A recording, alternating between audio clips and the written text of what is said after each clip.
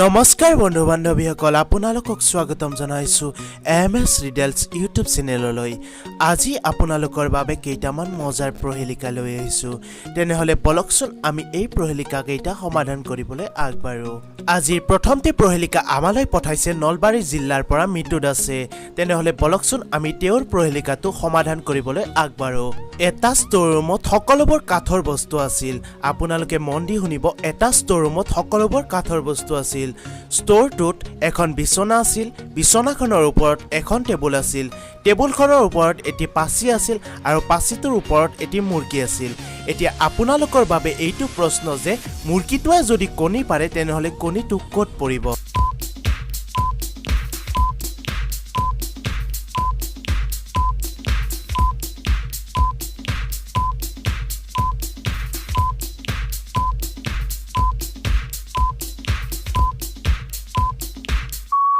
উত্তৰটি হ'ব মুৰ্গীটোৱে কণীয়ে নাপাৰে, কাৰণ আপোনালোকক আগতে কৈছিলোঁ যে ষ্ট'ৰ ৰুমটোত সকলোবোৰ কাঠৰ বস্তু আছে, গতিকে মুৰ্গীটো কাঠৰে আছিল।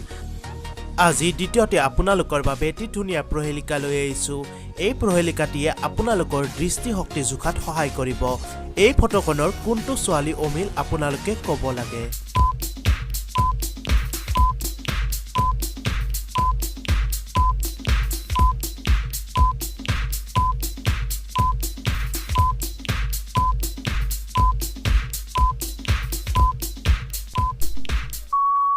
আপোনালোকে উত্তৰটি উলিয়াব পাৰিলে নে নাই আমাক কমেণ্ট কৰি নিশ্চয় জনাব। এই ফটোখনৰ ২ নম্বৰ ছোৱালীগৰাকী অমিল। আজিৰ তৃতীয়টি প্ৰহেলিকা আমালৈ পঠাইছে পিলিঙা পিলিঙা নামৰ ইউটিউব চেনেলটোৱে। আপোনালোকে যদি মিউজিক তথা মিউজিকৰ ট্ৰিক শিকিব বিচাৰে তেনেহলে এই চেনেলটোত গৈ শিকিব পাৰে।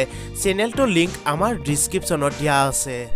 বলকচোন প্ৰহেলিকাটোলৈ আগবাঢ়ো। আপোনালোকৰ আগত থকা ফটোখনত ৩ গৰাকী ছোৱালীৰ নাম উল্লেখ আছে। আপোনালোকে উলিয়াব লাগে এই ৩ গৰাকী ছোৱালীৰ নাম কি কি।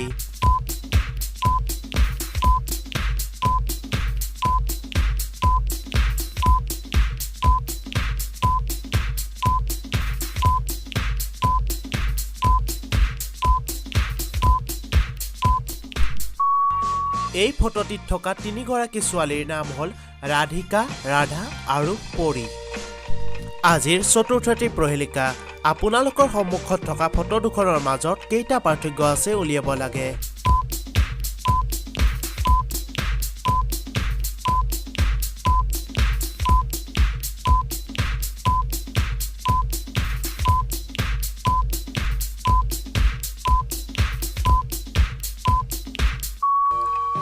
আপোনালোকে যদি ফটো দুখনৰ মাজত কিমানটা পাৰ্থক্য আছে উলিয়াব পাৰিলে আমাক কমেণ্ট কৰি নিশ্চয় জনাব। এই ফটো দুখনৰ মাজত 7টা পাৰ্থক্য আছে। বলকচোন চাওঁ। অন্তিম অৱস্থাত আপোনালোকৰ বাবে এটি ধুনীয়া সাঁথৰ লৈ আহিছোঁ। এই সাঁথৰটি আমালৈ পঠাইছে পৰাগে নলবাৰী জিলাৰ পৰা। তেওঁৰ সাঁথৰটি আছিল এনেকুৱা এটা বস্তুৰ নাম কোৱা যিটো মানুহে বছৰত এবাৰ কাটে আৰু বস্তুটো কাটিলে মানুহে গান গায়।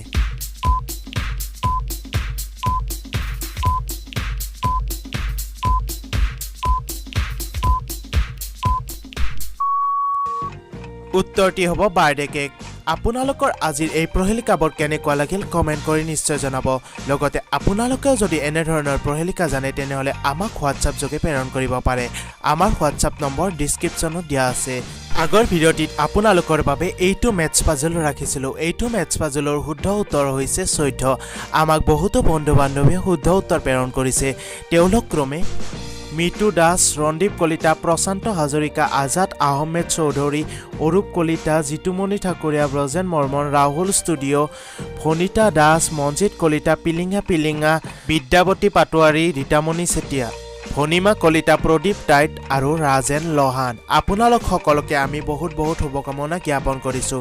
লগতে আগৰ ভিডিঅ'সমূহত আমাৰ লগত জড়িত থাকিব বুলি আশা ৰাখিছোঁ। এতিয়া আপোনালোকৰ বাবে এইটো মেথছ পাজল। এইটো মেথছ পাজলৰ যিসকলে শুদ্ধ উত্তৰ দিব পাৰে তেওঁলোকৰ নাম আমি অহা ভিডিঅ'টিত উল্লেখ কৰিম। তেনেহ'লে আজিলৈ লৈছোঁ বিদায়। অহা ভিডিঅ'টিত লগ পোৱাৰ আশাৰে ধন্যবাদ। জয় আই অসম।